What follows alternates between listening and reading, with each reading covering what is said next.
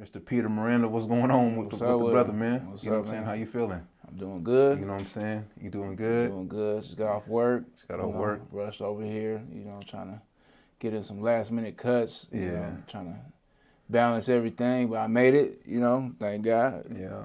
It's my first time doing all this, so it's kind of overpowering a little bit, but I'm pretty sure I'll get the hang of it. Nah, in a good way. You know what I'm saying? I mean, it used to be a whole nother kind of lights, camera, action, on us. You know what I'm saying? In another time, in another era. Different spotlights. Completely. You know what I'm saying? Different spotlights. Different documentation too. Yeah, you know what I'm saying? But we doing this on purpose. Yeah. You know what I'm saying? And I appreciate you sitting down and just being willing to just kind of like share, you know what I'm saying, your story. Thank you. And just conversating with me. We have had the opportunity to conversate since, being on the other side of things. And I think, both of our context, you know what I'm saying, is a special one. You know what I'm saying? Right. Like it's miraculous, that we even are sitting across from each other today. Definitely. Alive and free. You know what I'm saying? Blessed. Yeah. In more ways than just what's visible. You know what I'm saying? There's a lot going on inside of us that, we in our individual lives can attest to the type of freedom that we walk in today. And so before we dive into, the deeper waters, what's up today with you? You know what I'm saying? Like how you living, you know what I'm saying? What's got you grounded and just rooted in Peter today? Well, man, recently married. We're going on 2 years. Me and my wife, Tamika, and so that's a big thing for me, man, because I never seen myself like married and with children, and I have my career going. I cut hair at Culture, Culture Vista. There's 3 of them now. Shout out to Tage, man. He gave me opportunity to put in some work and get my career off the ground. Shout out Tage. Yes, sir. But it was that having some consistency in my life has got me grounded. Like I've learned that I need to keep busy, bro. Like I need to be busy. I need to have something to do with my time, or else I'll probably just be like willy-nilly with it, and then that's when, I kind of like go to the left. Well, that's the right, but you know what I'm saying? Yeah. So, my wife, my children, I have 2 twin boys. They're 3, and I have a 10-year-old daughter. Along with that, I have stepkids. My wife, I have a stepdaughter. She's 22, and my stepson's 21. He just turned 21. So, that's a lot on my plate. 100%. And, I feel the responsibility, and I'm at a point in my life where if I'm going to call myself a father, call myself a husband, even a barber, I have to represent that right. I have to call that myself to action to uphold that part. It's not just a title, it's a call to action. So just having that and knowing that I need to be all that for myself and the people around me, you know what I'm saying? Talk about that for a minute, that call to action part. You know what I'm saying? Like when did that become a part of your expression about, like, in connection to fatherhood, your profession, or your entrepreneurial, ambition, and your husbandhood? You know what I'm saying? Like, at what point did you realize, like, your husband, it's a title, entrepreneurship, it establishes you, you know what I'm saying, in a specific mindset of wanting to, create income and agency for yourself, and then just being a father, it's a title too, you know what I'm saying? But then within those, you have to be actionable every day individually. Like where did you line that connection up, you know what I'm saying, of action, like being actionable with each one of those?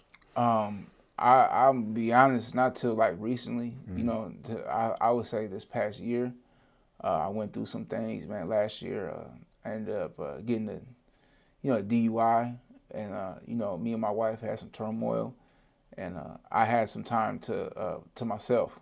Let's say that to put everything in line, and I knew that just talking about it and saying that I'm a father is not good enough. Saying I'm a husband is not good enough, because I could say I'm the president, but that if you're not actually doing things to take step into represent that and putting your foot forward to be that, then it's just a word, Um, I felt like I needed to put substance behind me calling myself a father, me calling myself a husband, me being a businessman, an entrepreneur. I had to hold myself up to that, and really, man, it was really through God, bro. Like just surrendering and just knowing that me trying every other way but His way wasn't working. I tried every other way. I tried, the scheme of thing. I tried to, wiggle this way, tried to, cut corners, and I'm always running brick walls that way. And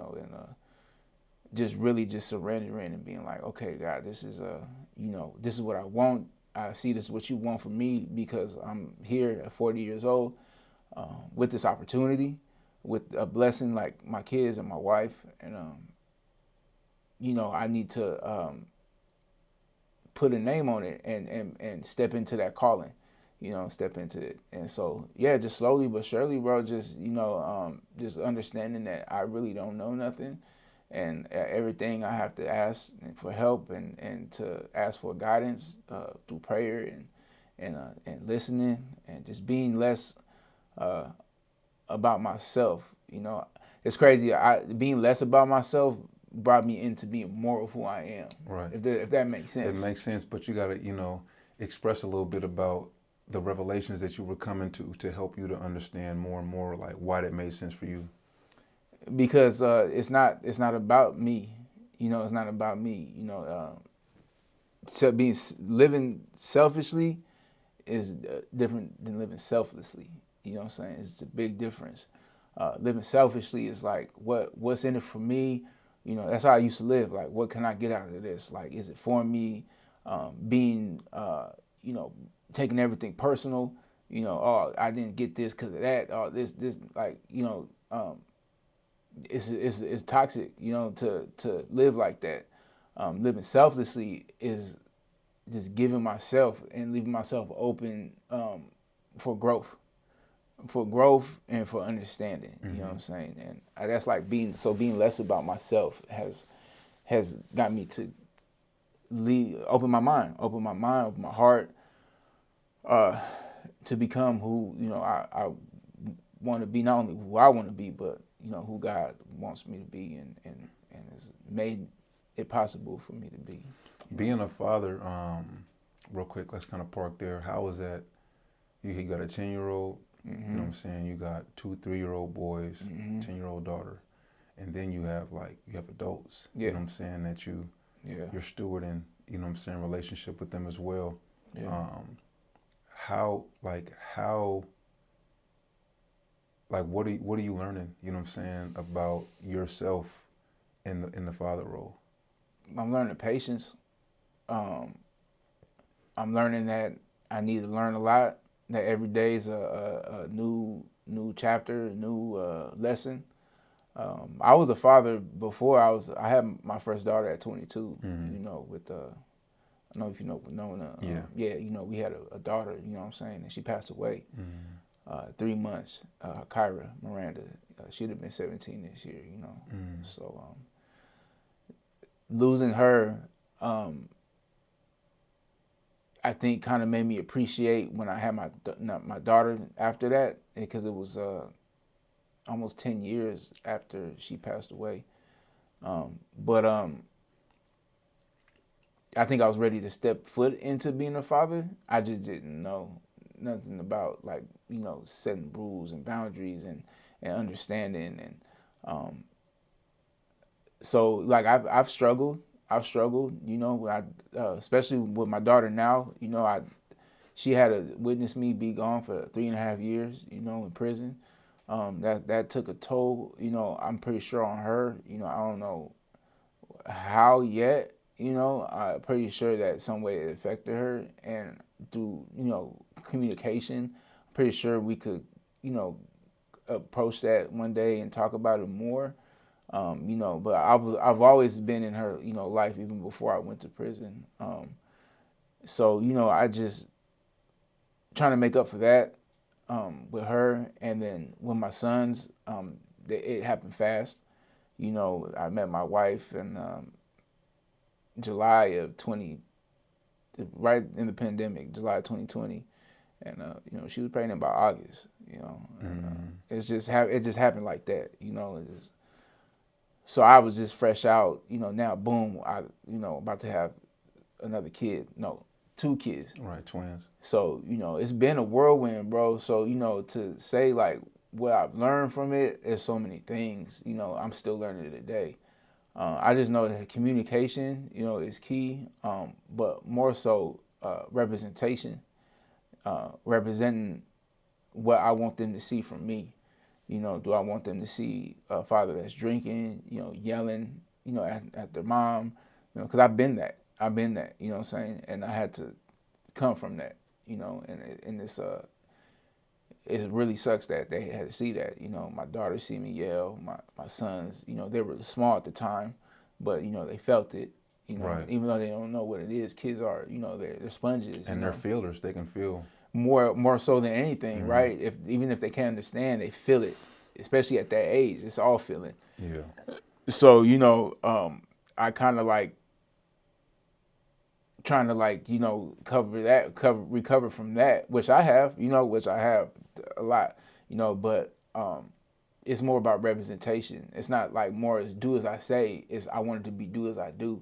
You know what I'm saying? I want you to be responsible because look, I'm being responsible, and this is what you get from being responsible. I want you to work hard because this is what you get from working hard. Look at me. I want you to pray. I want you to know God. I want you to know Jesus. I want you to be in tune with that because look where it's brought me, you know. And also, I try to be transparent with them, you know, especially with my daughter now, because she's asking a lot more questions. She's 10 now, yeah. so. You know, and she's the harder one. My sons, you know, they're 3, the terrible 2s, 3s, you know, but she's giving me a little run for my money right now, where I'm trying to like, okay, how do I approach this? How do I, you know, handle this? But it's all learning. It's all a learning curve every day, you know. And, just being there, being present, I think is most important, you know. And that's what I'm doing, man. I'm not in jeopardy of going back to prison. Because I'm not doing anything that will put me there. That's a big thing. And then just being there, being on call, like just being there for them. That's important for me, and I think important for them. You know? Right. But yeah, man, especially with my, you know, because one of my sons, he has cerebral palsy. He went 15 minutes without oxygen. And my wife, during the birth, my first son came out fine. During that, her placenta detached, and they had to do a quick hurry up to do the C-section, but there was some complications. During that time, he wasn't getting oxygen, so he had a severe brain damage. So it's a struggle with that, trying to nurture him back, to hopefully praying for a miracle that he develops over time. Yeah. I'm feeling every part of fatherhood right about now, man. I don't think there's one thing you could say like this is what it is. It's definitely a blessing. Yeah. But it's definitely a full-time job. Got you. Yeah, thanks for sharing that. What about husbandhood? I mean, just parking there for a minute and you being a man, her being a woman, you know what I'm saying? You being where you're at in your life and, being with one woman, you know what I'm saying? I mean, I don't really know what your life was like before her, but I'm saying just you're married. You know what I'm saying? Like you mentioned that earlier and you're locked in. What are you learning about yourself in that dimension?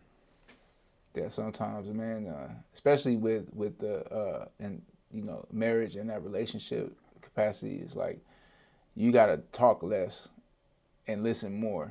You can't keep talking over each other. you're not going to feel the same way every day. Like, I think I had just mentioned this too. I do this little thing on my TikTok. It's called like the Car Wash Chronicles. I just be giving some game, just feeling, speaking what's on my heart at the time. And, I had spoken up about, a lot of people think that love is a feeling, and love is, it is a feeling, but love is more action. Like, I have to choose to love my wife every day, even if I don't feel like it, even if she said or did something that might have irritated me, So it's marriage is all that. It's understanding, communication, love over everything, and not just like, oh, honeymoon, Cupid arrow, like, love, like I'm gonna put you first before me, like what? How can I serve you? Like, how can I be here for you as your rock, as your husband? But I think before it, like I said, back to that selfishness, like, I mean, I ain't trying to give anything more than what I want to give. Right. And if you're asking for more, I'm about to dip. I'm out the door. So, and it's the covenant that we made unto God. What I'm saying? Like, with me and my wife in the beginning, we had troubles. I mean, it happened quick. You have to expect that. We barely knew each other. It wasn't until we both agreed that we need to give everything to God, like bring him in our life, because it's just chaotic. And, I can't change her. I could pray for her to change, you know what I'm saying? She can't change me. She could pray for God to work through me, but we can't do it for, we can't make each other, you know what I'm saying? It's only, and then once we had that understanding, and, it's gotten better, it's flourished, man, so it's been it's about to be 2 years. 2 years, May 21st. I got that right. Yeah, we get the anniversary. Appreciate that. Yeah, the anniversary right. Yeah. No, that's I asked, and I'm gonna ask about entrepreneurship too, but it's like, these are leadership, like, as men, as fathers, as men, as husbands, as men, as business, leaders, or CEOs, or even if you're a supervisor, well, whatever position you find yourself in, like, you have to lead, yourself right, and in a healthy way, and in a responsible way, every single moment and opportunity that you have to, for those that you're leading, to be led well, you know what I'm saying? And so I just wanted to hear your perspective concerning fatherhood, husbandhood. I'm experiencing my own, it's been about almost 7 years. It'll be 7 years this year. Congratulations. Yeah, it'll be 7 years this year. Yeah. And in December on the 7th. I think I got that right. You know what I'm saying? I hope I did. You better. Yeah. But if I'm learning one thing, I'm learning the fullness of the definition of love, real love. There's a bunch of different, kinds of love out there. There's like, I love ice cream kind of love. You know what I'm saying? I love, I love documenting. You know what I'm saying? It all makes you feel a certain kind of way, but conditional love. Right. But that unconventional and unconditional love, I think that comes, the kind of love that's spoken of in the Bible when John says God is love. It's very, very like, it loves like in the middle of turmoil, the worst types of feelings, and the worst types of turmoil, and the worst types of circumstances. For sure. When it seems like a person don't even deserve it. You know what I'm saying? And whatever that might mean to the person or to the couple. Yeah. But it goes both ways. You know what I'm saying? Like, I know that I'm not the most tolerable person. Yeah. You know what I'm saying? Like, but I know that in order to grow, you have to like tap into that kind of love, like that servant, sacrificial love. You know what I'm saying? Because it's the most rewarding. You know what I'm saying? At the end of the day, and you grow more from that. You know what I'm saying? If you just going based off of how you're gonna feel. Yeah, feelings change, man. Like clothes. Yep, they do. You know, especially just man, they change like clothes, bro. Your feelings are always. You might not feel the same way at night that you did in the morning. Mm-hmm. So if you go based off feelings, bro, there's not gonna be no consistency in that. No. And you need consistency with your spouse and with your kids. It's over anything, consistency for sure. Yeah. I line up what you do, man. Patience and just practicing that genuine, just wanting to serve, it's like it's growing me up. Entrepreneurship though, or just being in a position you are. Talk about that real quick, like stepping into just the mindset of like, well, first let's start there. Like, what made you like line up with cutting? You know what I'm saying? With cutting hair. Well, I got out in 2020. I never cut hair before. Just start there. Like, I know a lot of people like they were cutting hair in high school. They was cutting their cousins' hair, and doing it before, and they just went to school to get their license to get legit. Because everybody asked me like, "Were you cutting in the pen?" I'm like, "No, man, I ain't picked up a clipper until my first day at school." But I had got out in 2020, and it was during the pandemic. The jobs were scarce.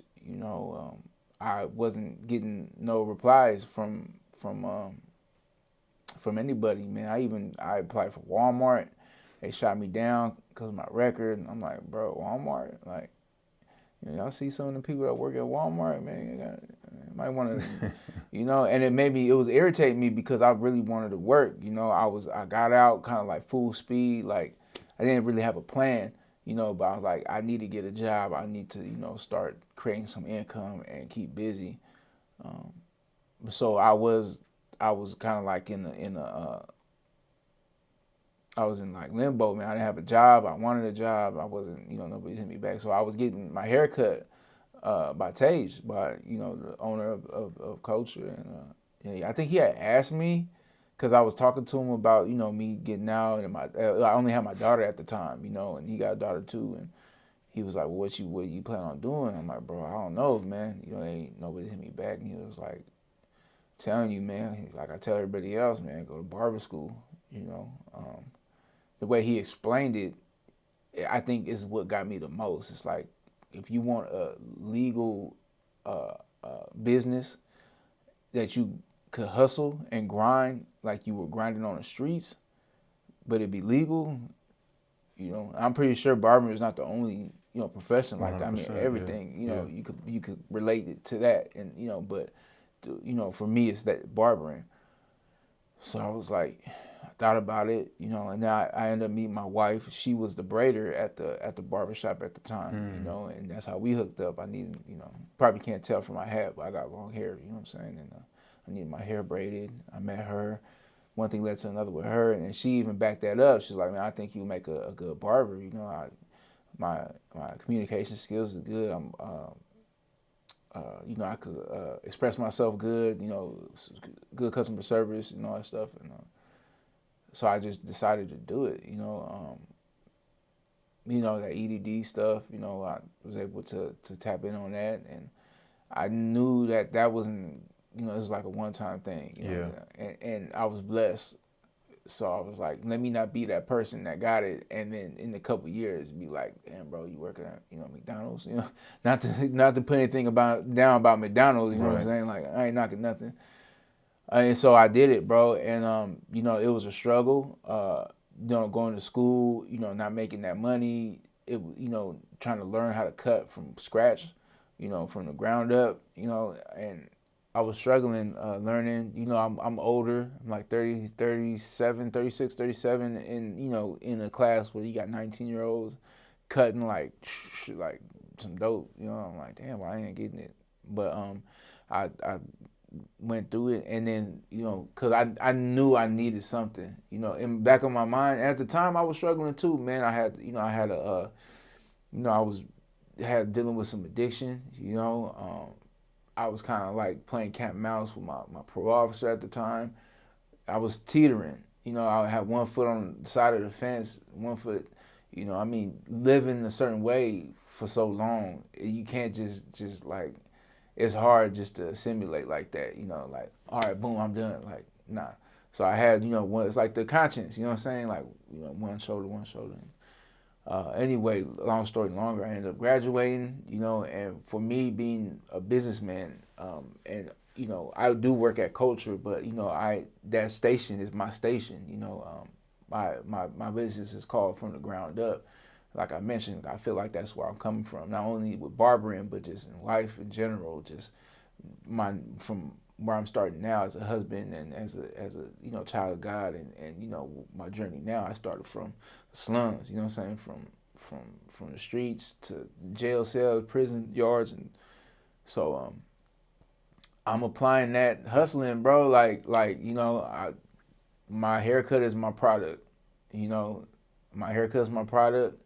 You know, I got to be on the block with it. I got to be at the shop with it. You know, the first one on the block, last one off the block. The last one to the shop. The first one to the shop, last one off the shop.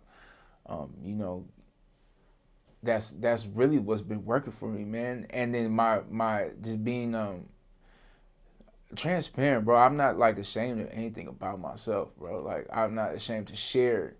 You know, and I know that there's like, you know, certain levels, you know, switches with different people. You know, I can't talk about this with this person. I'm really good at discernment like that.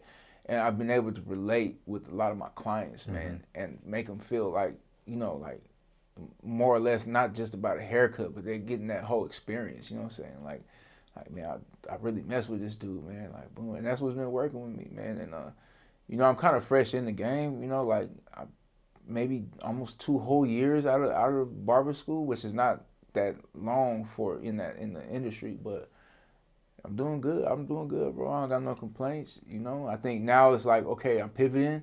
You know, now I need to start like being more like marketable. Start, you know, recording, documenting, not just for my business, but for myself and for like what I vision for myself. But yeah, man, as far as like I don't have nobody standing on my shoulder. See, I never had a job like that, bro. Like I never, as long as I ever worked at the job, probably like 2 months. You know, I've always like, now I had a lot of jobs too. I worked at Walmart, Jiffy Lube, freaking Big Lots. I had a lot of little gigs, and as soon as I get the paycheck, I'm out of there. I'm gonna buy me a little eighth weed. You know what I'm saying? That's all I was, you know. And so I don't think I would have been really acceptable to that type of line of work, like clocking in and having somebody I'm looking at like, you tell me what to do, bro. Like, chill, it's just a job. But you know, who knows? I might have flourished. You know, especially now who I am now. Yeah. You know, but that's not where it led me. It led me to where I'm at now, and you know, and it's a struggle, man. Because being a business owner, man, you don't have a set pay.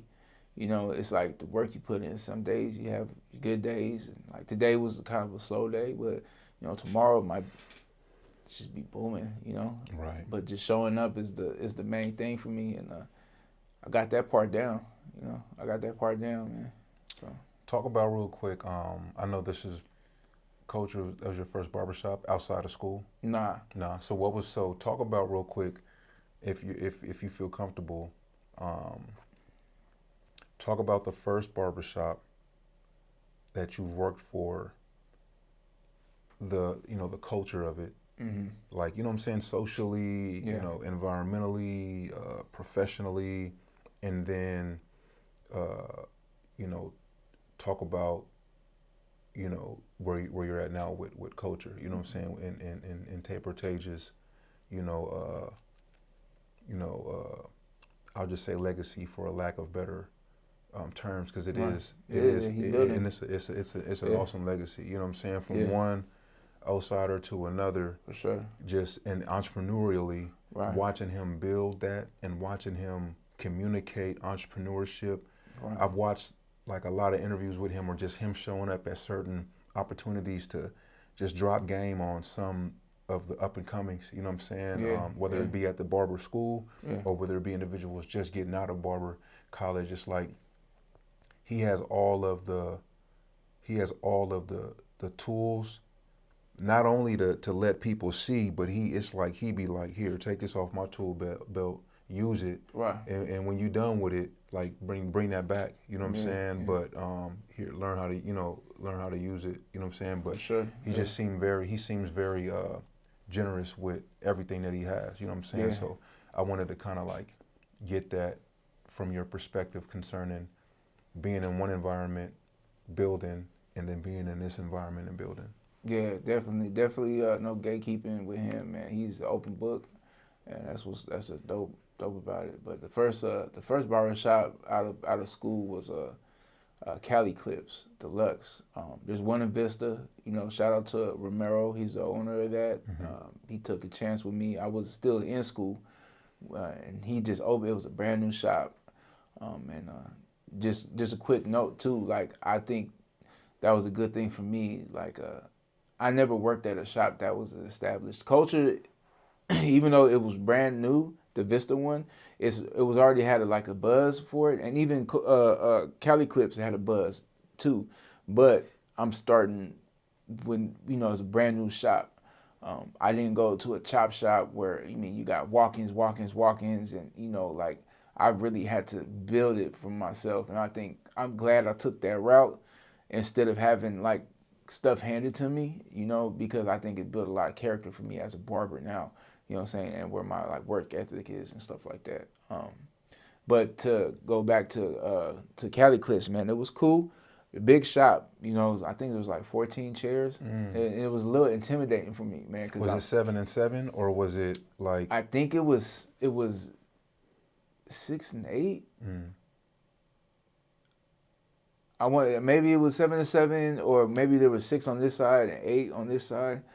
But it was a pretty big shop, and for me coming fresh out of barber school, I don't got no clients.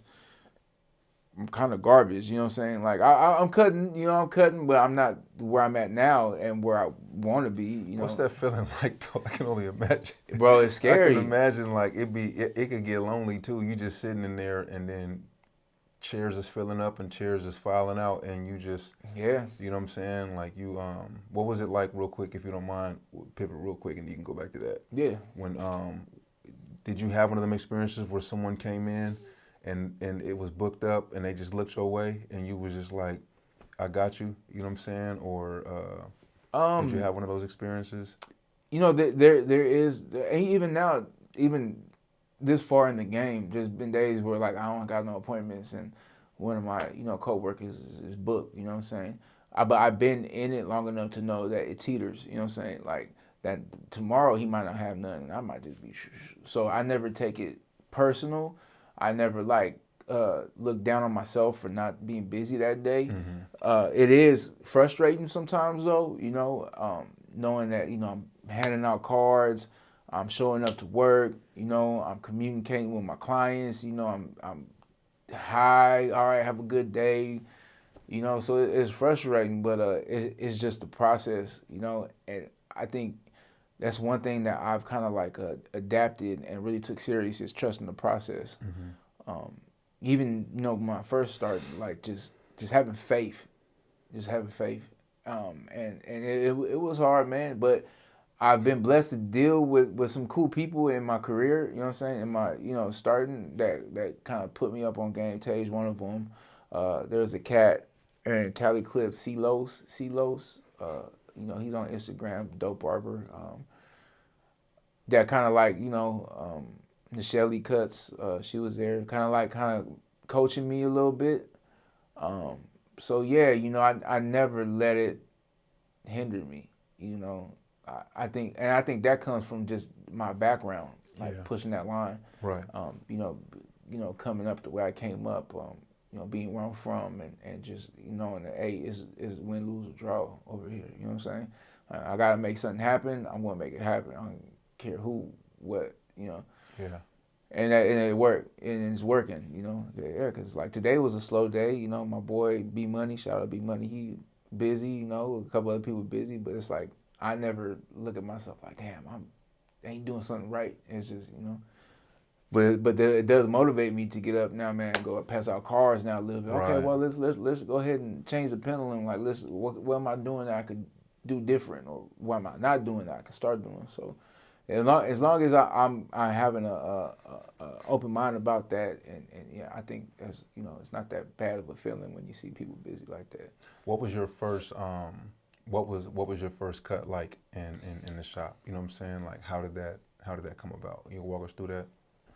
Man, I was nervous. Up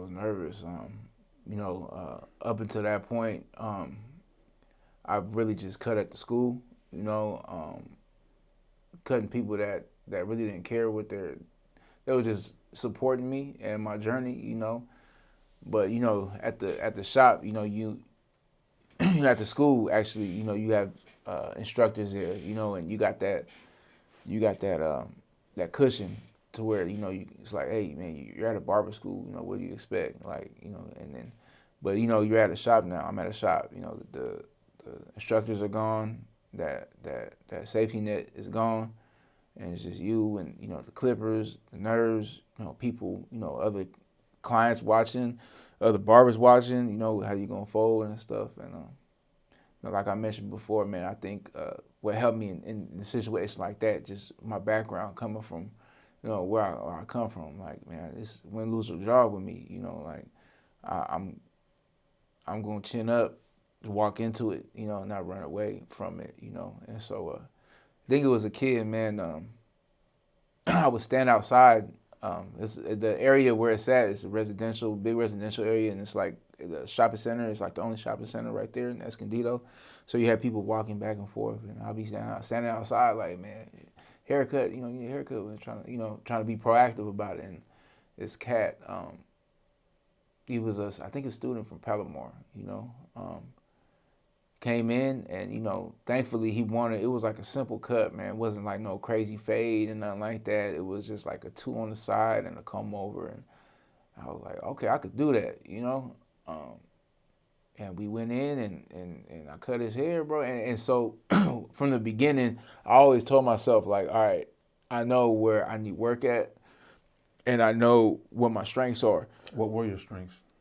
Just my gifted gab. Mm-hmm. Just me being relatable to people, just making people feel comfortable, like, kind of like feeling people out, discernment, like he don't feel like talking, so I'm gonna quit jabbing at it, or all right, let's see what, I usually set out some like baiters, Yeah. like questions or topics, and I feel like where they are more likely to talk or what they're more into, and then, I got a lot of life experience, bro. Like, so I could pretty much talk about, almost anything, It's just some things you don't really supposed to talk about in the barbershop, like politics, religion more so, but I'm tending to slide that in there every now and then, but I always be like, this is what I believe in, it's not to like try to push myself or push my beliefs over anybody. And that's what's, gotten me through. I don't think I've had, not up front to my face, anybody complain about a haircut. I've had people not come back. I've had people come back. There's this girl, Giselle. I've been cutting her for 2 years. She followed me from Escondido, and what I think what we related was her dad's in the feds. Oh, wow. And I just got out the feds, and it became a relationship, like barbering, bro. Like, yeah, you gotta be dope. You gotta cut hair. I think where the industry's at now is more these TikToks and Instagram, fresh fades, enhancements, and what's going to get you likes, but you can keep the likes, bro. I'm trying to buy a house. I want to put my kids through school. I want to have my family sustained, financially, and so I mean, likes don't make money. Mm-hmm. It might bring something like this might bring a client, a promotion. It might bring a client, but just trying to do the best cut, bro. I'm into making relationships, like starting relationships. Like, I want to cut somebody. Like, there's clients that I had that their girl were pregnant, when I first started cutting them. Their kids are like 6 months now. I got pictures. I know the kids' names, like that stands on something, what I'm saying? Right. Like, and that's what I find my strength is. And over time, just being consistent at cutting, man, I've gotten better, I've gotten a lot better, and that's pretty much the path that I took, and that's what's been working for me. What's been the biggest difference being at culture, for you, as far as environment, the social, the social standings, the aesthetic? I don't know, like, what all really makes a barber comfortable or makes a barber more, perform better, what I'm saying? But I'm sure, just like any environment professionally, you know, the environment has to be, the energy has to be, like, the aesthetic has to be, like, you know, it just has to be all up that. to par. Yeah, all that. It's like a car, man. Every you know, part has to work, you know, and play that part.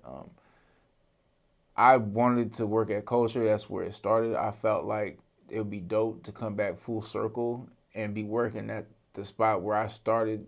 You know, my wife was working at Culture, and I was just pulling up in the beginning. You know, I had no job. You know, I had getting the money. You know what I'm saying? Like, I just pull up, drink a couple beers. You know what I'm saying? Like, to come back as a barber. You know, but at the time, Vista wasn't open yet. And Cali Clips, you know, it did what it needed to do. Like it played that position in my career exactly how it got me less afraid to turn those clippers on and get to cutting. It got me accustomed to one down, one up, being busy because it got busy, retaining clients. It got my customer service up to par. It showed me what I should do and what I shouldn't do. But at the time, there was a lot of students in Cali Clips, you know, and you know, I'm Puerto Rican. I don't speak no Spanish, so Escondido is heavily, you know, Spanish speaking, especially that area that we're in, and there was a language barrier, you know, culture barrier a little bit, you know. They probably look at me like, "Why are you talking like that?" Like, you know, you don't know how I came up from, Right. how I came up, you know what I'm saying, who my family, my culture is, you know what I'm saying. You know, and it was maybe a little tension there. You know, I'm trying to build a career. There was guys in there that just was goofing off. You know, I would tell the owner sometimes about it, and I don't really like, hey, that's your job. You know, if you want to know about your shop, then you got to come check on your shop. You know what I'm saying? I don't want to be the whistleblower, you know. Mm-hmm. But then it started to affect me, you know, and it's crazy because that's why I had message changed one day and for some advice, like, bro, like, you know, and I never wanted to be jumping shops. You know, I know people that it's not busy over here. I'm gonna go to this one. You know, I'm gonna go to this one. Until it's like, okay, maybe it's not the shop, maybe it's the barber. You know what I'm saying? And so I've always wanted to get to one place, lock it down, set my anchor there, and just start building. And real quick, why is that important? What to stay in one place? To just not be barber hopping, or like, why important to you? Like why was that?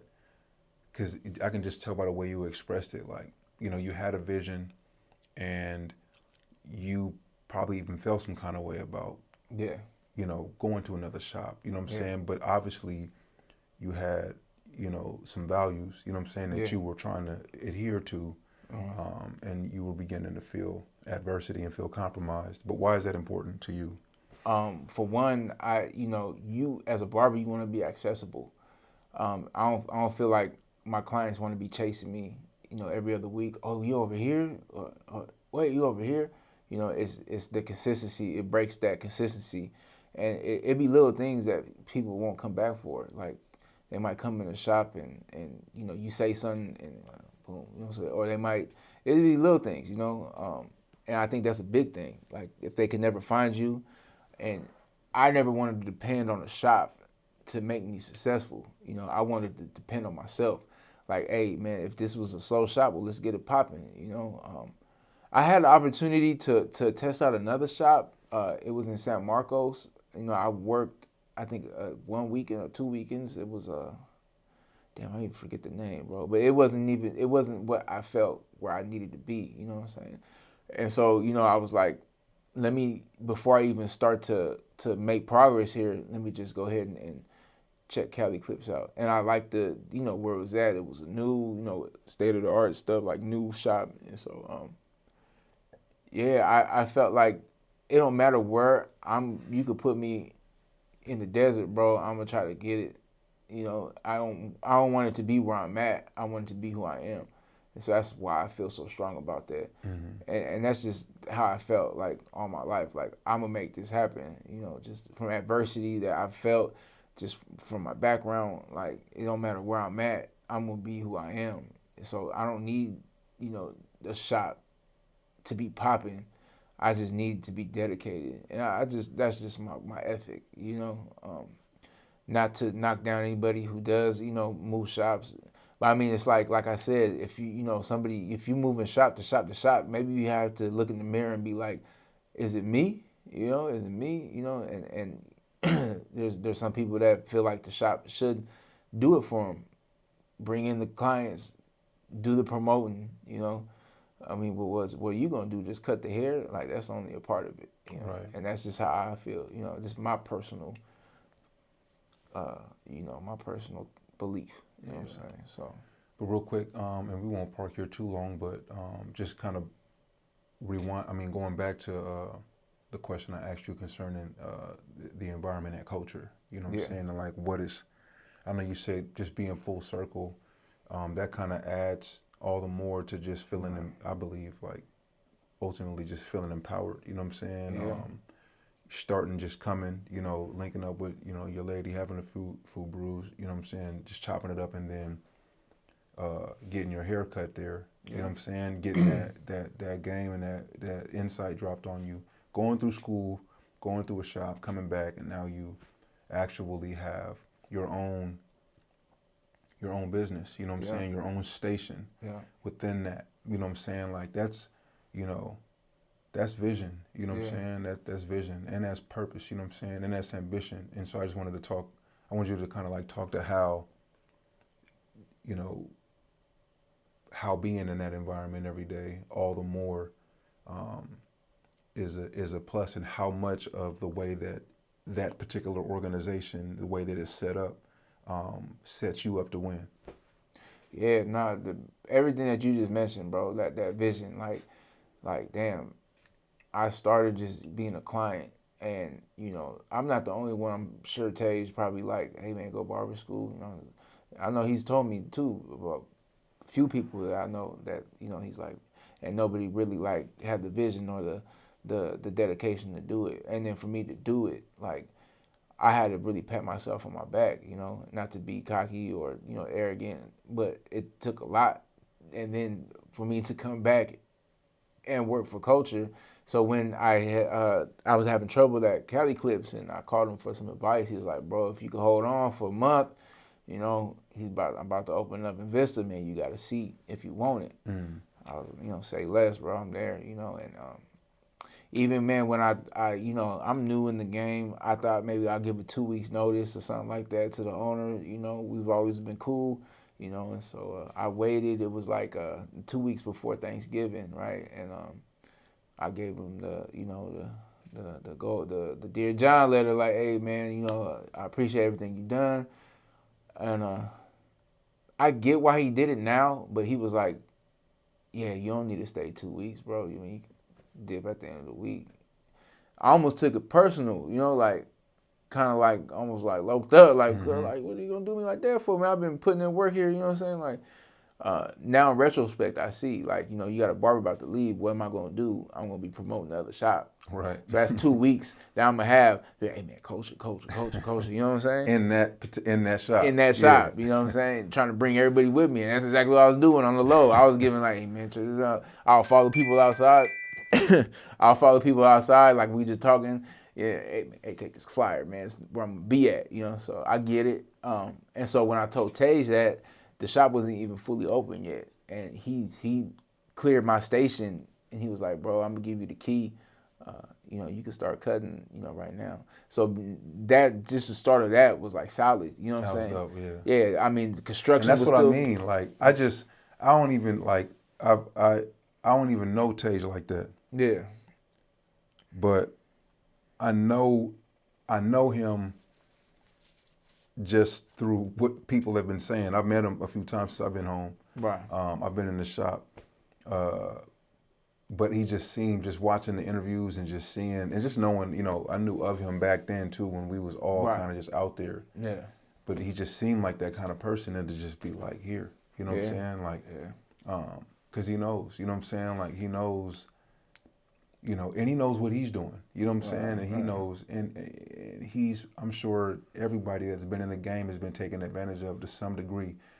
And when you are, when your heart is to help people, Yeah. you know what I'm saying? Yeah. Like, I believe his is all the more set out to. Like, you, especially someone like you, it's more so like, you know, what's the worst that can happen? You know what I'm saying? Right. You know what I'm saying? Here, you know what I'm saying? Make it count. But yeah, that's dope to hear. Yeah, I mean, like, as far as, yeah, bro, I'm a grown man, you know, I'm not gonna come mess up your shop or nothing like that. I get that, you know, and you know, so yeah, no, he looked out. But then this the difference between, like, you know, culture is a little bit smaller, it's a little more intimate, you know. So I think we only got seven chairs, 1, 2, 3, 4, 7 chairs, you know what I'm saying? Not so many different personalities, you know. You get a lot of different personalities, you know. You already know, like in the pen, there's a box full of personalities, man, and it's always you're gonna bump into somebody you don't like, a personality you don't like, and you know it's conflict. So there's no conflict there, you know. We all work together. We all got our own keys. You know, I could just leave here right now and go cut some hair if I wanted to. You know, it's just more, a little more sense of ownership. You know what I'm saying, and less of employment. You know, of being an employee. You know, and that's what I like, bro. And yeah, man, that's it. I'm not gonna go nowhere. I even had the opportunity to go to the Oceanside shop, which I would say, since it's been around a little longer, it's maybe a little bit busier. Mm-hmm. But like, if we go back to my beliefs and what I stand on, I'm like, nah, bro, I'm building here. Right. I'm here, bro. You know, even I live in Mira Mesa. Me and my wife just moved to Mira Mesa. Man, I commute, you know what I'm saying, 25 minutes every day, because I'm not gonna go out there to look for a shop. I got something going on here, and it's working. So, you know. And it's worth it. You know what I'm saying? I mean, I believe anything that's like worth keeping, such as your clientele, you know what I'm saying? Like the environment that you're building in, you know what I'm saying? The culture, you know what I'm saying? That you're growing your professional, you know, ambition up in, you know what I'm saying? Like it's worth the drive. You know what I'm saying? Sure, 25 minutes, I don't hit no traffic. So. And that's not bad, especially if you coming early and you getting out, you know what I'm saying? Like after that main traffic, you could. I don't see the traffic, bro. Right. Yeah. Let's kind of go, if you don't mind, back to like, just like your origin, you know what I'm saying? Where you was born, where you was raised, who raised you, you know what I'm saying? Like how you transitioned from, you know, your youth into like your adolescence, into your young adulthood, and just like, you know, all of the stuff in between. You know what I'm saying? Just to kind of bring people up to speed to who you really are today. Yeah, for sure. Mm-hmm. Well, you know, I started in 1984, man. March 1st, 1984. So I was born in Orange County. I was born in Orange, but I lived in Santa Ana as well. My mom's from, you know what I'm saying? My dad, he was born in Puerto Rico. Came to Connecticut as a teenager, joined the military, moved to California where he met my mom. And that's where, you know, then I came along. Me and my sister, I got a younger sister. So yeah, we were both born in the same hospital, St. Joseph Hospital, Santa Ana, Orange, but lived in Santa Ana. We lived there for 4 years, man. What I can remember about that too, man, is you know, we had a house, we had a big backyard. You know, in Oceanside we didn't have a backyard, you know, and that's one thing in my youth. I remember having a backyard and a dog. You know, I have my mom's family, my mom's side of the family was out there, so there was my aunts and uncles were always around. Sometimes people staying over, you know. Now, come to find out, sometimes, you know, my mom was like, you know, hey, you don't have nowhere to stay. You don't have an uncle stay over sometimes, you know. We didn't really come from a silver spoon, you know. I mean, we didn't want for nothing, but it's like, you know, we wanted no extras. And so I remember that. I remember my auntie Evelyn, rest in peace. You know, she used to watch me a lot. You know, my mom worked. My dad's in the military, of course. My auntie used to watch me a lot, man. And I remember we used to have what was it, a Ford? Damn, bro, I just had it on my the tip of my tongue, the type of car. It was like a Ford Taurus, like Nah, a Ford they don't even make them no more. Thunderbird. Bro. Nah, they don't make them no more. Ford. Escort. Nah, it looked like a Cadillac. It was a '90s car. It was an '80s car. An '80s car. Okay. I don't know. I'll come back to it though, man. But I remember riding around, and then I remember one time, bro. Even my mom, my auntie, went in the house to go get something, man. And kids, man. That's how you know kids are sponges, and they're very, they pay attention more so than you know. I hopped in the driver's seat and I got to shifted it, rolled back, and had to come. Passerby had to stop and stop the car. Man, it's one thing I remember about that, But there was love, I don't remember too much craziness like yelling or nothing offhand. Dad smoked cigarettes, drank a little bit. I think my dad quit. My mom quit when I was born, cigarettes and stuff like that. But nothing too crazy, man. The neighborhood wasn't the best neighborhood, but, the household was good. With me, for me and my sister, And then in 88, we moved to Oceanside. Oceanside, man, right there in the, off Norfolk Road in Douglas, man, right there in the valley, you know what I'm saying, the deep. And, yeah, bro, I remember that it was a newer community. It was the condos. I didn't know too much else about Oceanside. It just seemed a big open space, not like it is now, man. Right. Everything's kind of filled in now. Yeah, it's filled in. It's kind of crowded. They're trying to, it's a lot different. This is in the 80s, bro. 76 wasn't even there. Right. A bunch of cornfields and farms. It was a town. Yeah, it's what it was, And so my dad in the military, my mom worked at Toys R Us. I went to Reynolds Elementary. This was right around the corner. Went to Reynolds Elementary. I did stuff like Valley Little League, Oceanside Valley Little League. I did karate, It's crazy though, because now, like in retrospect, just to mention it, I quit a lot of stuff. On your own? On my own. Like, I just felt like I got to a point where it was like, nah, I'm cool, I don't know what it was, you know what I'm saying? Like, now that I kind of like am older, I had to break that cycle because it followed me, But back then I didn't know. I thought maybe I just grew out of it, whatnot. So I don't know, bro. This was back, in the '90s. Even in elementary, we was hearing about banging and Bloods and Crips and not just on TV, but in Oceanside and stuff like that. And more so getting older, boom. Now I'm in Martin Luther King Elementary. Now, this is when, okay, a lot more availability to stuff, A lot of kids were, there's a lot more faster kids out there that are already doing stuff that I would eventually do, but I was still kind of like, sheltered a little bit, I had my pops, they tried their best, but I was like a latchkey kid, and it's not to their fault, they had to work a lot to have what we had, and it was enough. Like I said, it wasn't the most, but it was enough. But that caused a lot of time at work where, like, back in the day, man, you 10 years old, all right, come, you got the key, just call me. You don't have no cell phones, right. They can't just check my location or nothing. You know what I'm saying? So I get home and the Park Circle, man, it was a little bit active back then, and then Riverview Springs got built up, so those two places were the places, especially Riverview Springs, they didn't want me to go. So of course, where am I gonna go? I'm gonna go right there to Riverview Springs. You know what I'm saying?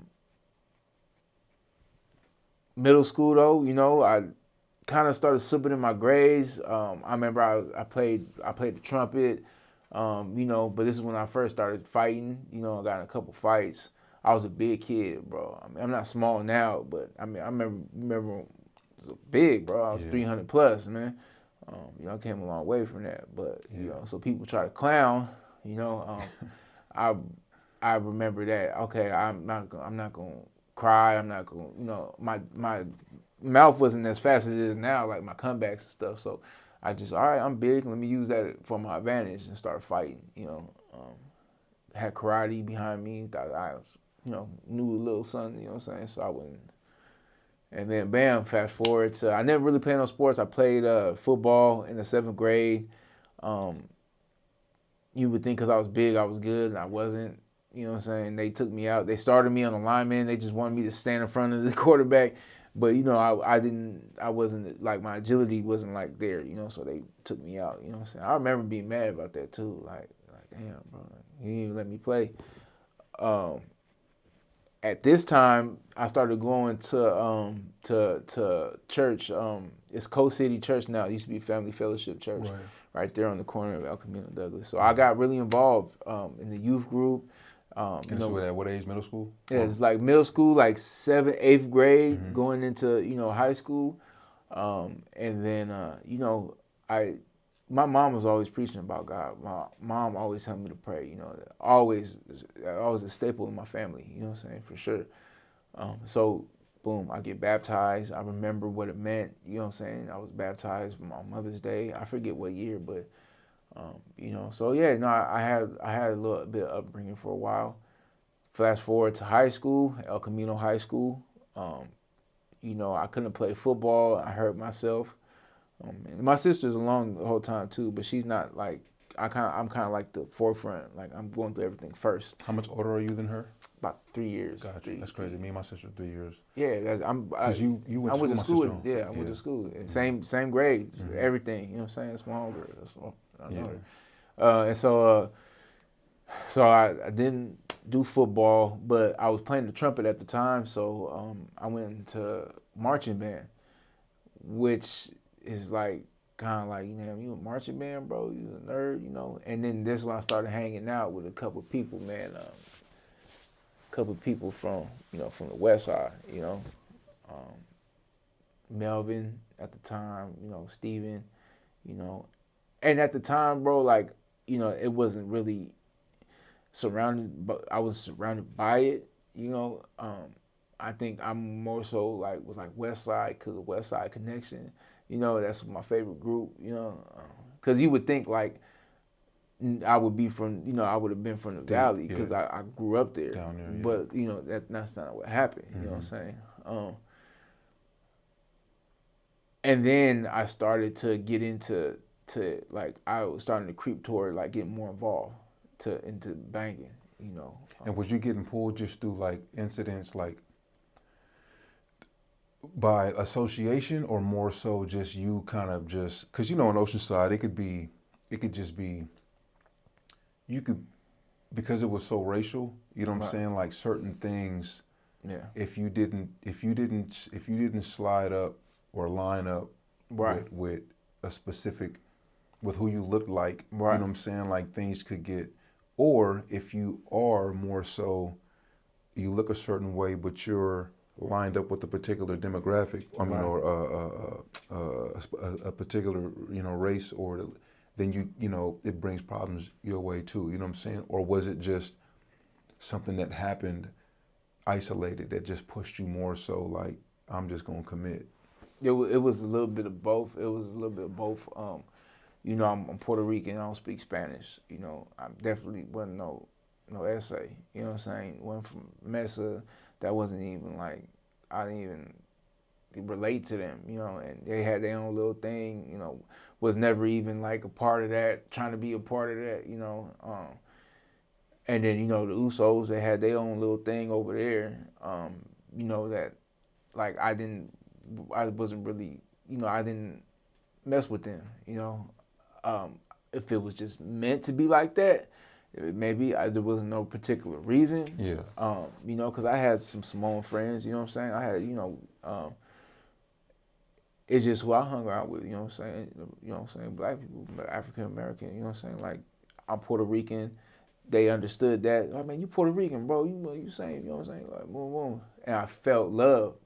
That was who made me feel accepted, you know, and then it was that plus me wanting to bang, you know what I'm saying? Me wanting to be a part of this. Like, I didn't want to be a marching band. I couldn't play football, you know what I'm saying? I couldn't play no other sports. I wasn't in no extracurricular activities, you know. Like, listen, what's this? You know what I'm saying? Okay. You had your little groupies, you know what I'm saying? Like, oh, you know, and yeah, man, I think that's where it turned. It took a turn. We good? Yep. Yeah, it took a turn, man. That's why I started fighting. Got in a couple squabbles over banging. You know, that's when Peter's starting to do. You know, Peter. A couple teachers came holler at me. You know, hey man, I heard you trying to join the gang. You know what I'm saying? It's about like 98, 99. You know, I wasn't really full blown. So some teachers actually pulled you aside? Yeah, bro. Yeah, they heard, you know what I'm saying? So they were trying to like save because like it was like teetering, you know, like. Was your marching band coach one of them? Nah, Mr. Lowry. Nah, he wasn't. It was a random science teacher, man. I don't know how. I think some girls told him, man, because I'm always a little, you know, poet, you know, like me writing poems to chicks, you know what I'm saying? I was always the friend zone. I was big, you know what I'm saying? But, you know, I never had any problem speaking to, you know, and I started pulling them later, you know what I'm saying? But back then, you know, it was, you know, I was cool with a lot. They was trying to look out for me and stuff. So it's like 98, 99. But I remember also, too, that I started to get approached from the opposition, you know. My man Joe, you know what I'm saying? You do a lot of work with him. He was one of them. Brian. Tapalora. Nah. Oh, the Black Brian. Brian. Yeah, you know what I'm saying? Brian Turner, you know what I'm saying? They were big, bro. They was big, you know what I'm saying? And I felt a little intimidated, you know. Not that I was, you know, I wasn't fully where you know, where I went then.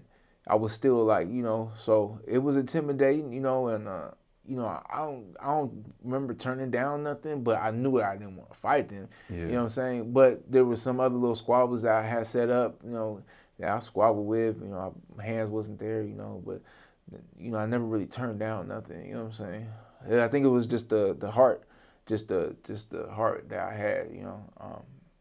Flash forward now, this is like sophomore year, I get kicked out of El Camino for fighting, go to Ocean Shores, and then I get in a fight off campus, which involved the police, got placed under citizen's arrest, got put on probation. That turned into my first trip to juvenile hall. I think I was 15. That blew my mind, bro. Like, I didn't know there was no other gangs other than Oceanside, bro. Yeah. I didn't can know imagine too, because like other gangs at that time in juvenile hall was deep. Yeah. And I thought all the Bloods was Simone, bro. Right, yeah. I'm cousin the dude. I think he a Crip because he black, but he's like, bro, I ain't no cuz, bro. I'm from Lincoln. I'm like, oh, you know, he let me know, though. Like, it could have turned out, you know. Yeah. But I didn't know. So it blew my mind. So now, you know, I'm accelerating, though. Like, I've never accelerated in nothing else, man. No football. No, I got a sideline on football. You know what I'm saying? But I'm accelerating with this right here. So maybe I'm on to something. So my whole rest of the teens until like 2001 was in and out of juvenile hall. I would do stupid stuff to get put in there, smoking weed. Like, I think the worst was like I joyriding in the car, and then I got put in a group home. I ran from the group home, got caught, and then I did like 3 months in Campo. It was like my second time in Campo. And then in 2001, I got surrounded. I got introduced to some real factors from my hood. You know what I'm saying? Some real factors from my hood that, you know, when I introduced myself, I was like, I don't bang. I back up Westside Crib though. And like, what? Like, looking like that was about to get packed out right then. You know what I'm saying? Because I didn't know that that's where they were from. You know, Mir. You know what I'm saying? Lionel. You know, all them. You know what I'm saying? And they took me in, bro. They weren't like, get out of here. There probably was some that like, man, we ain't messing with him. Like, you know what I'm saying? Probably some hating. I remember too, one of them too was another homie that was Hispanic. And he probably felt like could be the only one. You know what I'm saying? Right. He was hating from the get-go. But nah, man, Amir, you know, took me under his wing in 2001. You know, so I got quoted for sure, like official. And then that right there sent me into, you know, because it wasn't just me no more. I had mentors of crime. You know what I'm saying? I had mentors that been doing this, you know what I'm saying? And it just, you know, and I felt too, because I'm Puerto Rican, one of the few from a black gang, you know, I felt like I had to prove myself more. I felt like I was tested more. And, you know, I rose to the occasion, you know, and back then it was serious. Right. It was serious, man. I mean, not, it's a lot different nowadays. I don't really know how it is. I'm not gonna speak on it because I'm not out there. Mm-hmm. I hear a little bit here and there, you know. I mean, it still resonates. I mean, it's still hoods, you know what I'm saying, for sure. But back then, it was like, bro, you know, if you with this, you gonna be with it, and, Right. and from all sides. So not just the Crips, man. Bloods banging, the SAs getting down. You know what I'm saying? And it was a really different time. And so, you know, I just doing what you would do as a young homie. You know, everything that you could think of under the book. You know what I'm saying? And then 2003, man, Jesse Watson. You know, that was the time, man. We were around each other a lot. Mm-hmm. You know what I'm saying? And that took a turn for the worse, man. That's when I was like, that was my first death of damn, like this is life or death. And instead of shying away from it, bro, I just dug deeper into it. You know what I'm saying? Like almost like I wouldn't say a death wish, bro, but y'all, we gonna see about this. You know what I'm saying?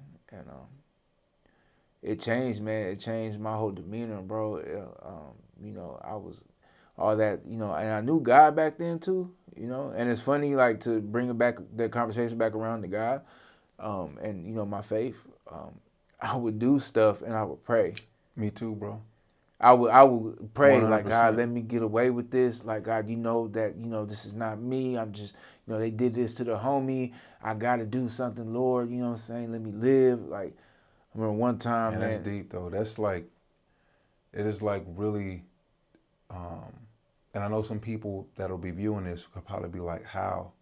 Right. But it's like you gotta be that person. I can't even explain Yes, now. yeah. You know what I'm saying? Like it's just, you know, and I think you gotta have a little bit more. You have to have faith to believe that you can talk to a God that can save you Right. in the midst of the worst. Of the worst. You know what I'm saying? Like some people like, oh, I can't. I'm gonna wait. I'm not gonna. You know what I'm saying? I'm gonna wait till I'm 100%. Right. You know, changed. But it's like when Nah, you know you don't really want to be trying to kill or out there killing, but you are actually bonded to it in a way to where you know it is your obligation, and you know that there's only one that can actually like intervene. Yeah, yeah. You know what I'm saying? Like you're going to do Yeah. exactly what I believe, you know, you just expressed. We've done at some point, but my Right. bad to interrupt you. Go ahead. Yeah, nah, definitely, bro. Like, you know, praying in the ski mask. You know what I'm saying? Praying. Been a time where, you know, we was getting shot at, and you know, I was running, and this the way it happened. You know, I thought that I was getting ran down on. You know, I had fell, and I had stopped for a second, and you know, they was shooting, and the shooting stopped, and I thought that I was getting ran down on, and where I was at, like, I was in a position where it's like, this is it. And one thing my mom always tell me, man, you got one last breath in you. Don't cry to me. Don't cry to God, you know. And I sat there and prayed, you know, and thank God that it wasn't. I got back up and they started shooting again. Boom, I got out there, you know what I'm saying? But just like that seriousness, you know what I'm saying? So that, and then so boom, that was like, you know, early 2000s, and then you know, just then I got caught up, you know, for the pistol, you know, in 2005. You know, not going to church, nothing, you know, just wild, you know. Then that's what started my incarceration as an adult. And then, you know, I got into hustling, selling dope. I think Oceanside back then, man, you know, selling, I don't even think it's around no more, but Cali, you know what I'm saying? People still selling crack back there, you know what I'm saying? And that was my forte. I was selling that. From then on, man, it was just a blur, bro. Just in and out, you know what I'm saying? Money, you know what I'm saying? Women, situations, you know what I'm saying? Just struggles. you know, and Addiction too, you were using? I was, so back then I was smoking weed, you know, drinking. Back when I met my daughter's mom, we had, you know, she was using like crystal meth, and because she was, and you know, I was dibbling and dabbling, I had started using with her, you know, and that was crazy. I did that for like a year, and ended up kind of like psychosis, bro, like thinking that everybody was against me, and you know, like pulling guns on homies, and just a bad year. But then, you know, I went to jail, got caught up on a warrant. My daughter was born. My daughter passed away. And I feel like that was kind of like due maybe to the drugs, because she was still using too. And, you know, that kind of like stopped me from that. I'm sorry, did she pass like soon after the birth? 3 or months. was 3 months? Wow. 3 months, I'm yeah. sorry to hear And I was incarcerated the whole time. My parents were the only ones there, and I had to lock that down so far because I was in a place where I couldn't show, like, I was barely got healed from that, you know what I'm saying? Like, it took a long time for me to, you know, and it was just me realizing what was holding me down, like forgiving myself and stuff like that. And that didn't, like I said, start to recently. Yeah, bro, I went to the pen in 2008, you know, crazy stuff in the pen, pushing the line, you know, active, gang time, you know what I'm saying? And then even that too, you know, I'm in California State Penitentiary, you know what I'm saying, level 3 yards, like, I'm not black, I'm Puerto Rican, but I'm Crip, and that's what I'm pushing. And if y'all, for those who know. That brings problems, that brings animosity, you know what I'm saying? It brings... From both sides. Right. You know what I'm saying? Like, yeah, you a Crip, okay. And from face value, you gonna get accepted. But then it's like, okay, they lurking. Well, okay, let's see what he's about. You know what I'm saying? Might test you a little bit, you know what I'm saying? Or, you know, the other side ain't, if they ain't jump on you at first, then you good until, you know, some shit pop. Then, you know, then you probably gonna be a target in a riot because you are this color, you know what I'm saying? But other than that, it's usually just other homies, like, you know, just like short with you or like not. And I had to go through all that, bro, the phase and, you know, all that. And I got out in 2010, college. I went to college for a little bit, Maricosta, studying sociology. Jimmy Figueroa, Anthony Steele, they're the ones that picked me up. I remember that. Jimmy and... Yeah, Jimmy, man. I got out, and they picked me up, bro. Told me that they kind of like, we sign you up for Maricosta. You know what I'm saying? We get you some FAFSA, bam, bam, bam. You know, and good looking out. You know, and they did. And I got the FAFSA.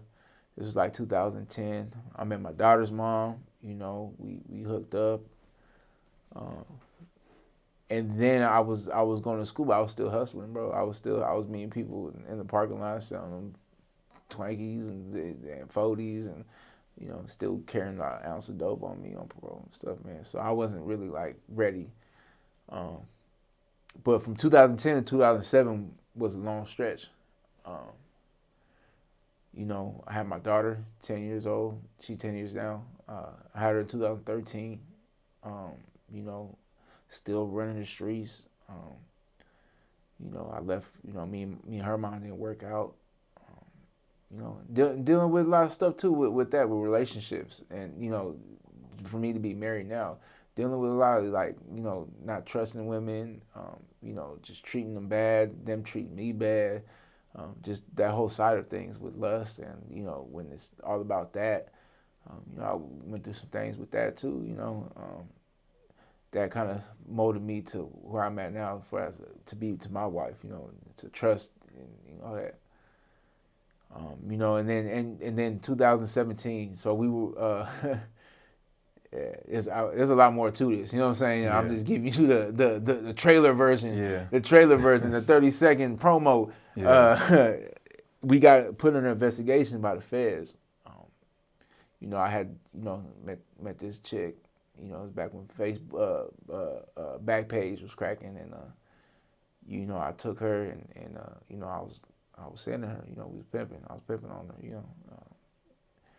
To me, that was the easiest thing because I didn't have to re-up, you know. You know, the drug was right here. and I was good at it. You know what I'm saying? You know, I know the right places to be, the right things to say. You know, and I was kind of like on my way up in a sense on that end. You know, went from a hotel room to house with an apartment, cars. Towards this time though, I think something started pulling on my heart, because I had my daughter, you know, and I just loved her. She was my baby, you know, and I had went and got a job at FedEx, and I was like, you know, this is where I'm trying to do this, and you know, maybe one day I could probably retire from FedEx, whatever. But it was too late. They was doing an investigation, man. We all got caught up for a RICO. Man. And the feds, bro, feds is a whole different beast. Just the you know, the hearsay, what they try to do, and you know, what they try to put in the mix, trying to turn people against each other. And it worked in a sense, man, because you know the unity that I once felt with a lot of my homies is thin now, you know, and you know, what it was is not no more, you know, and you know, back in the day it was like we could pull up anywhere, you know, and if wasn't no sets and tripping, we was all one, you know, and now it's just so thin. It's fractured. Homies hating on homies and doing this and doing that, you know, it's you know, and I did my time, you know, and a couple homies looked out for me, you know, T-Lo, rest in peace, he was one of them, you know, a couple other, but majority, you know, and then that's where you found me, man, in 2020 when I got out and I met my wife, you know. That time was, you know, was a hard one, you know. I didn't have no homies. The feds is different from everywhere. I was getting into a lot of fights. Yeah, I used to believe that I was gonna live or die for the set or do 25 to life. You know what I'm saying? Fought 25 to life several times or even more than that, and got blessed. You know what I'm saying? And we used to be like, man, I didn't die, but there came a point in the pen where I had to, like, you know, I had to die. Flesh had to die. Exactly. Yeah, you know what I'm saying? And I was like, man, like I said that, it's crazy how God will allow that to come full circle. Right. My story is very similar to yours in the context of just like being aware and understanding that, you know, God was real. I just didn't know how to follow him. And so I followed everybody else I could follow that made me feel valued in a way that I needed to, and then I accelerated.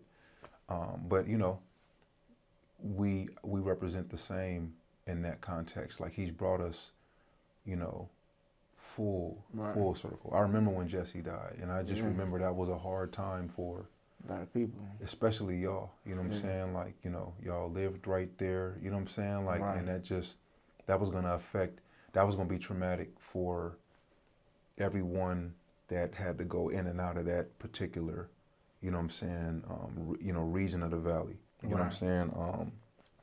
But that flipped everything upside down for a little bit. And a lot more deaths after that too, you know? You know, and a lot more trauma and a lot more reasons to believe that this is it. This is it. You know what I'm saying? I'm gonna go out. This is it. I ain't let y'all get away with this, you know. And then now, you know what I'm saying, we in a position of like restoration, redemption, you know, and you know, I'm grateful that we still on the same team. You know what I'm saying? Yeah, we just you know, we pushing for a more eternal cause, you know what I'm saying? And I think even being the bridge too, for those who still looking at it like, oh, look at them fools, or, you know, as long as you keep it consistent enough, you might be that bridge, that rope. Like, bro, I want what you got, you know, or, you know, cause sometimes hate could turn into admiration, you know, as long as what you standing on is showing to be right, you know, like what's working, you know. People want what we got and what we're trying to attain, you know. They just have different ways of going about it, you know. Yeah. Yeah, man. Real quick before we transition out, if you could just share with the first, you know, thank you, bro. You know what I'm saying? Yeah, I've mentioned it a few times. Just coming through, sharing your story, sharing the deep the deeper depths of who you are, what you've been through, what you've lost, Right. and then just the redemption of what you gained in it all. Once again, I'll just highlight it's empowering, and I know it's going to activate, or it's activating empowerment in individuals listening or watching right now. But on that note, you know what I'm saying, would you share, you know what I'm saying, with the community, some parting words, and then, could you just like direct them to how to, you know what I'm saying, get a cut from you, or just like how to support you, you know what I'm saying, and, just bless us with that. Yeah, man. Where I'm at, my point, I got this saying, man, it's like, as long as I'm breathing, I got a reason. We all got the same 24 hours, and we don't know what tomorrow brings. We don't even know if we're going to be here tomorrow, I feel like, people who are waiting to, give their life to God or take that route, today is the day, like today is like now, because tomorrow is not promised, and yesterday is, I have that mind frame, and that's why, like, I'm trying to take care of what I can today, we're not all perfect. I'm not perfect. It's a struggle. It's like, I don't want to sit here and stand on a pedestal and be like, yeah, I got to figure it out. I'm better than, nah, I still struggle. I still pray to the Lord for forgiveness for things when I slide back. But the fight that I'm fighting now is a whole different fight than I used to fight. It's for my soul. It's for my family's soul. It's for my future. It's for, eternity. It's for where I want to be after I'm said and done, and what I want to leave when it's all said and done. That footprint, like, because life is short. Right. It's like, what footprint did you leave? So that's where I'm at, man. As far as anybody that's in that situation, just keep hope, and then be consistent. I don't know what people believe in. I believe in God, and I believe He's the only way. And that took a long time to even say that and then admit that, But for, like you said, me and you to sit here and this is real, The only way to achieve more is to give, if that makes sense. If you give yourself, you receive, and give up your flesh, give up what's holding you down. Because what you're guarding, it might be blocking your blessings. You know what I'm saying? You have to surrender. That's why I surrender. I surrender every day. It's not just a one-time thing. You know what I'm saying? Like, I did it on Sunday, I'm good. No, it's every day, bro, surrendering. And that's just what's working for me, man. And to my homies, I love them. You know what I'm saying? And I want the best for everybody. And like I said, I want to be that bridge. I don't want to be a bridge of separation. I want to be a bridge of the unity. Yeah. I don't want a bridge to walk away. I want everything to come together, because no matter what path I'm on, no matter, how much change that part of me is what made me, and to be able to sit here and express myself and feel what I feel. And so, I just want to say that, what I'm saying, that, yeah, man, just you want a haircut by me, from the ground up. That's where it's self-explanatory, the name. You can hear just what I've been through right now, why I came up with that. I mean, it's from the ground up. Everything is where I came from, is from the ground up, and I'm still climbing. Man. But yeah, I cut at Culture Vista. It's 510 Hacienda Drive, right next to the Zappies.